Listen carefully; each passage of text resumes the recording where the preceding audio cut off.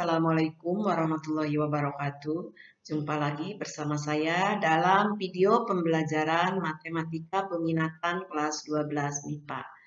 Baiklah, pada video kali ini saya akan membahas materi mengenai fungsi naik dan fungsi turun.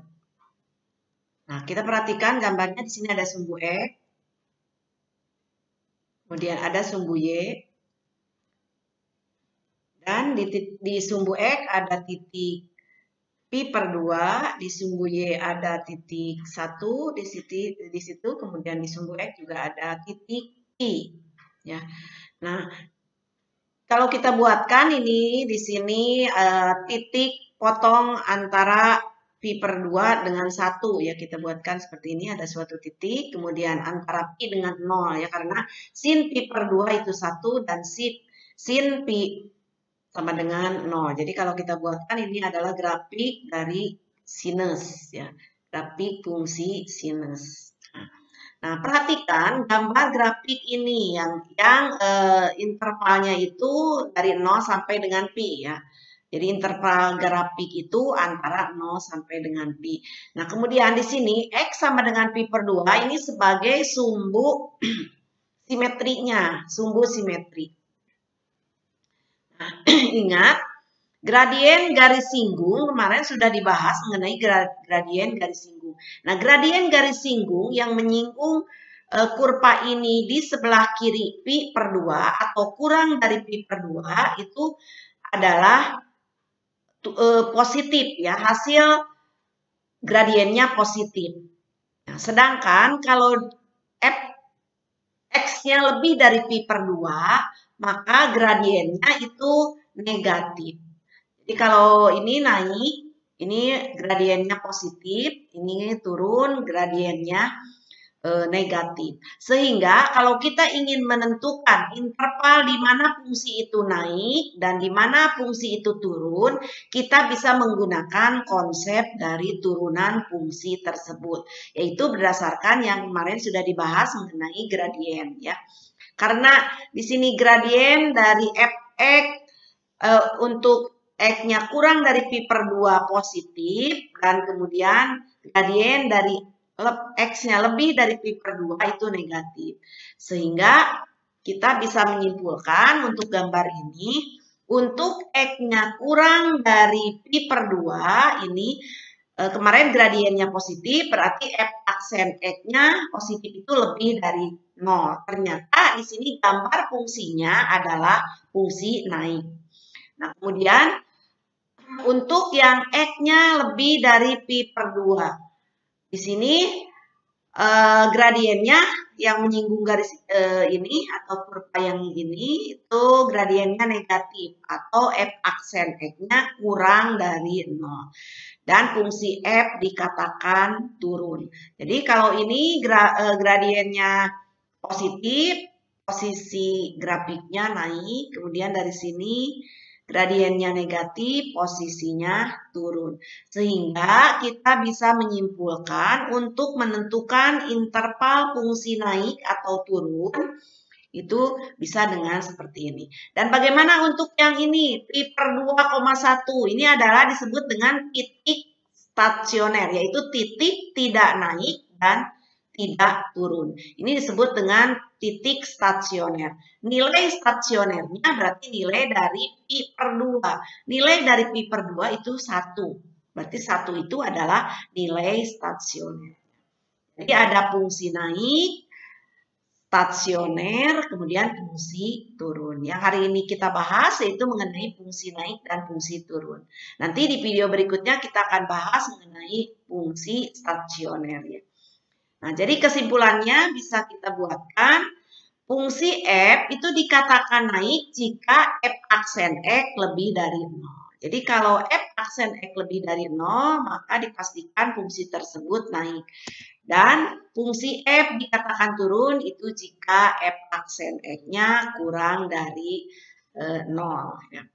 Itu kesimpulan dari fungsi naik dan fungsi turun. Kemudian kita nanti akan lanjutkan ke contoh soalnya. Baiklah, kita lanjutkan ke contoh soalnya.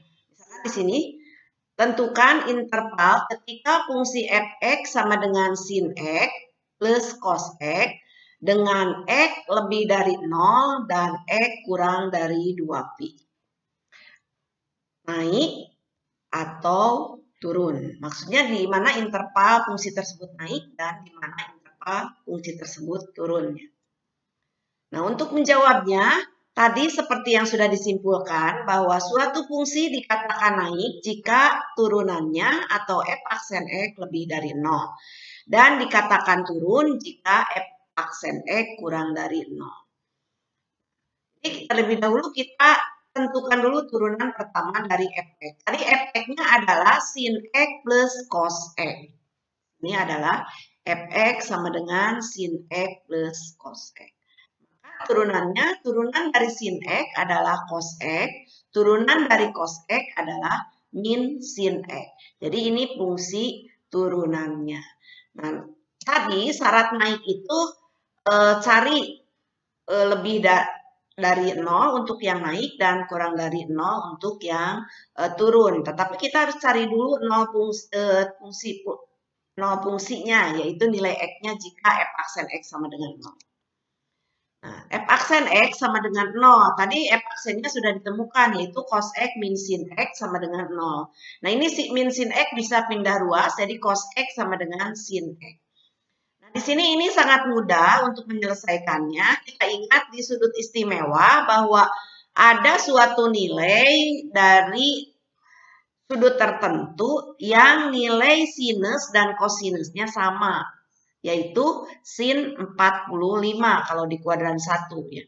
Sin 45 setengah akar 2, cos 45 juga setengah akar 2. Nah, selain di kuadran 1 yang sama antara sinus kosinus itu adalah di kuadran 3 ya. Di kuadran 3 itu sinus negatif, kosinus juga negatif. Berarti 45 derajat atau pi per 4 kalau di kuadran 3 itu sama saja dengan 180 ditambah 45, yaitu 225. Kalau dalam radian berarti di kuadran 3 itu adalah pi plus pi per 4. Berarti 5 per 4. Jadi karena di sini yang sama adalah kuadran 1 dan 3 yang cos x dengan sin x-nya sama.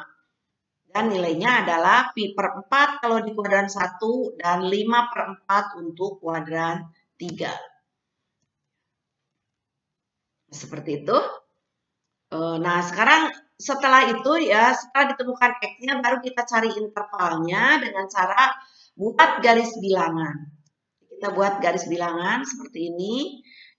Misalkan ini dari 0, ada pi per 4, ada 5 per 4 pi, dan 2pi. Nah, kenapa ini garis bilangannya seperti ini? Karena tadi yang ditemukan x-nya adalah pi per 4 dan 5 per 4pi. Berarti kita buatkan di sini titik-titiknya juga pi per 4 dan 5 pi per 4. Ya. Nah, kalau dibuatkan seperti ini, nah tinggal kita uji di interval antara 0 sampai pi per 4 atau x lebih dari 0 dan x kurang dari 4. Nah, bagaimana hasilnya di sini tandanya? Negatif atau positif? Ya. Kita pilih titik uji antara 0 sampai pi per 4. Misalkan kita ngambilnya pi per 6 ya. Pi per 6 itu ada di antara ini. Kita uji keturunannya. Ingat tadi turunannya adalah cos x min sin x. X-nya pi per 6, berarti cos pi per 6 dikurangi sin pi per 6. Pi per 6 itu kalau dalam derajat adalah 30 derajat. Cos pi per 6 atau cos 30 derajat adalah setengah akar 3. Ya. Kemudian kalau sin pi per 6 atau sin 30 adalah setengah. Jadi hasilnya adalah setengah akar 3 dikurangi setengah. Nah, ini nilainya positif atau negatif? Udah jelas ya, setengah akar 3 pasti lebih besar kan dari setengah, sehingga kalau dikurangkan ini masih positif hasilnya. Jadi ini hasilnya adalah positif. Nah, kalau sudah ditemukan hasilnya positif, nanti simpan di interval ini dikasih tanda ini adalah dari 0 sampai pi per 4 adalah positif. Nah, kemudian kita uji lagi, cari titik uji antara pi per 4 sampai 5 per 4 pi. Kita mau ngambil berapa? Misalkan pi per 3. Pi per 3 kan ada di sini juga ya. Pi per 3 ada di sini, kita substitusi, kita ngambilnya supaya mudah ya, kita ngambil titik ujinya adalah sudut istimewa. Jadi cos pi per 3 dikurangi sin pi per 3. Kita ubah X-nya dengan pi per 3. Cos pi per 3 sama saja dengan cos 60. Cos pi per 3 adalah setengah. Sin pi per 3 adalah setengah akar 2. Jadi setengah dikurangi setengah akar 2. Ini lebih kecil dikurangi yang lebih besar, berarti hasilnya akan negatif. Nah, kalau di sini hasilnya sudah negatif, berarti kita beri tanda di interval ini, yaitu tandanya negatif, negatif. Jadi artinya dari 0 sampai pi per 4 hasilnya positif, dari pi per 4 sampai 5 pi per 4 hasilnya negatif. Tinggal kita uji sekarang antara 5 per 4 pi sampai 2 pi. Misalkan kita ngambil 3 per 2 pi. Jadi 3 per 2 pi ada di sini, di antara ini. Ini sudut istimewa atau 270 derajat. Nah, ini sama dengan cara yang sama, substitusi ke turunan dari fungsinya. Ganti X-nya dengan 3 per 2 pi. Ini berarti ganti dengan 3 per 2. Yang ini juga sama, ganti dengan 3 per 2 pi. Nah, setelah diganti seperti ini, tinggal cari berapa cos 3 per pi per 2 atau cos 270 kuadran 3 dan berapa sin 270 di kuadran 3. Itu cos 3 per pi per 2 itu hasilnya 0 dan sin 270 atau 3 per 2 pi itu min 1 kalikan negatif yang ini. Jadi negatif kali negatif jadi positif. Nah, berarti di sini kita kasih tanda positif karena nilainya ini positif. Nah, kalau sudah dibuatkan interval dengan titik uji tandanya sudah ditemukan, kita tinggal menyimpulkan di mana fungsi itu naik dan di mana fungsi itu turun. Ingat tadi konsepnya fungsi naik itu jika lebih dari 0, berarti jika positif ini akan naik. Ya. Dan akan turun itu jika hasilnya negatif. Jadi berdasarkan garis bilangan ini ya, kesimpulan dari garis bilangan ini, bahwa naik pada interval ini dari 0 sampai pi per 4. Biasa ditulis X lebih dari 0 dan X kurang dari pi per 4. Atau satu lagi daerahnya ini yang positif. X lebih dari pi per 4 dan X kurang dari 2 pi. Di sini kan posisinya ini yang naik. Nah, sedangkan untuk yang turun itu dari pi per 4 sampai 5 pi per 4. Biasa ditulis dengan X kurang dari pi per 4 dan X kurang dari 5 pi per 4. Maaf, diralat. X lebih dari pi per 4 dan X kurang dari pi per 4. Nah, itu cara menentukan interval di mana suatu fungsi itu naik atau turun. Kita lanjutkan ke contoh yang kedua, yaitu tentukan interval ketika fungsi f(x) sama dengan cos kuadrat x dengan x lebih dari 0 derajat dan x kurang dari 360 derajat naik dan turun. Jadi yang ditanyakan di sini intervalnya, di mana soal yang ini berbeda dengan yang contoh 1. Kalau contoh 1 itu intervalnya dalam radian, ini dalam derajat. Ya, kita coba. Ingat, langkah pertama adalah tentukan turunan pertama dari f(x). Jadi kita cari turunan dari f(x) sama dengan cos kuadrat x. Jadi kalau f(x) sama dengan cos kuadrat x, maka F aksen X sama dengan 2 cos X kali min sin X. Jadi 2 cos ini kan pangkatnya 2 dikurang 1 jadi pangkatnya 1 tidak ditulis. Dan kalikan dengan turunan dari cos X adalah min sin X. Ini ingat konsep turunan kemarin yang sudah dibahas sebelumnya. Jadi 2 cos X kali min sin X. Ini bisa dikedepankan ya negatif sin X-nya.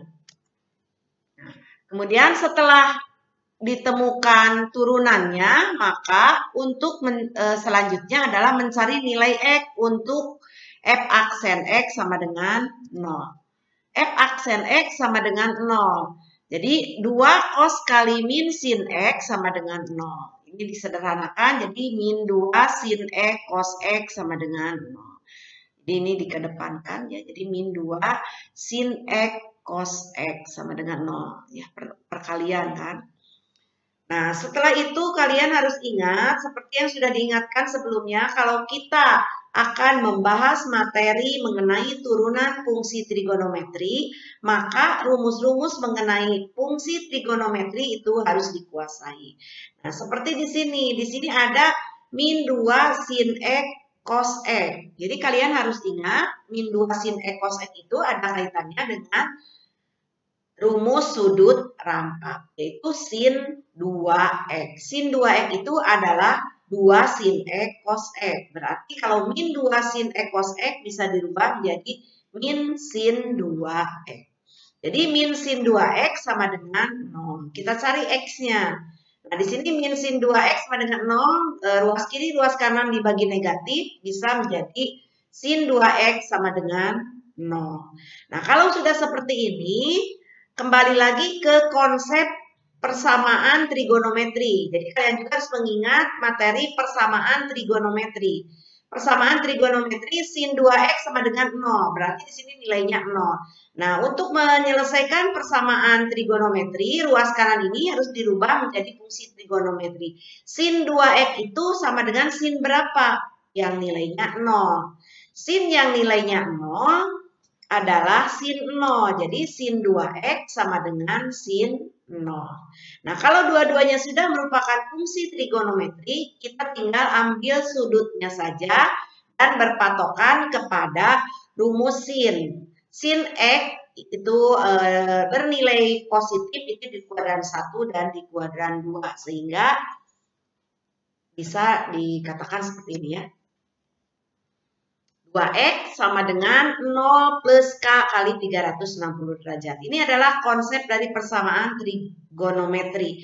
Bahwa karena sinus itu ada di kuadran 1 dan di kuadran 2 yang positif, kemudian periode dari sinus itu 360 derajat, maka harus kita tambahkan K kali 360 derajat. 0 derajat itu sendiri adalah yang di kuadran 1-nya. Nah, untuk mencari X, itu tinggal ruas kiri, ruas kanan semua dibagi dengan 2, sehingga menjadi X sama dengan 0 derajat dibagi 2, 0 derajat plus K kali 360 derajat dibagi 2, jadi K kali 180 derajat. Nah, setelah ini, tinggal mencari nilai X itu dengan mensubstitusikan nilai K. Ya. Baik itu bisa dari negatif, dari 0, atau dari positif, yang tentunya nilai X-nya harus ada di antara 0 sampai 360 derajat. Jadi berapa K-nya? Misalkan kita coba K-nya 0. Kalau K-nya 0 berarti 0 derajat ditambah 0 kali 180. Jadi 0 ditambah 0. Jadi tetap 0 derajat. Kita temukan X yang ke-1 adalah 0 derajat.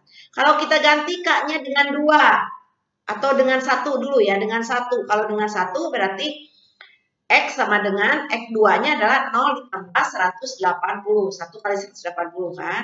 Jadi hasilnya 180. Ini adalah X yang kedua. Kalau misalkan K-nya diganti dengan 2 kali 180, 360 itu melebihi dari batas interval ini. Jadi kita cukup dari K-nya 0 dan K-nya 1. Baru kita ke yang kuadran 2. Aturan dari kuadran 2 untuk sinus itu atau untuk kuadran 2 untuk sinus adalah 180 dikurangi alfa. Di sini alfanya tadi adalah 0 derajat. Berarti 2x sama dengan 180 derajat dikurangi 0 derajat plus K kali 360. Ini tetap ya, karena periodenya 360. Ini menunjukkan kuadran 2, 180 dikurang alfa. X-nya berarti tinggal dibagi 2.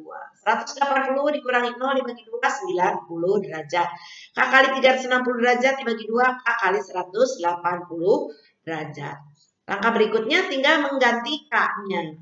Bisa dari 0, misalkan kalau K-nya 0 berarti kita ketemukan X yang ketiga, yaitu 90 ditambah 0 kali 180, jadi 90. Kalau K-nya 1 kali 180, 180 ya, ditambah 90, jadi 270. Itu kita misalkan X yang keempat. Jadi di sini kita temukan nilai X untuk fungsi f aksen X itu, nilai X-nya ada 4. Semua ada di antara 0 sampai 360.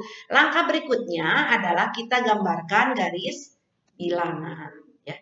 Jadi kita buat garis bilangan. Nih, di sini ada tadi nilainya batasnya dari mulai 0, kemudian nilai X yang dapat ya. 0, 90 derajat, 180 derajat, 270 derajat, dan 360 derajat.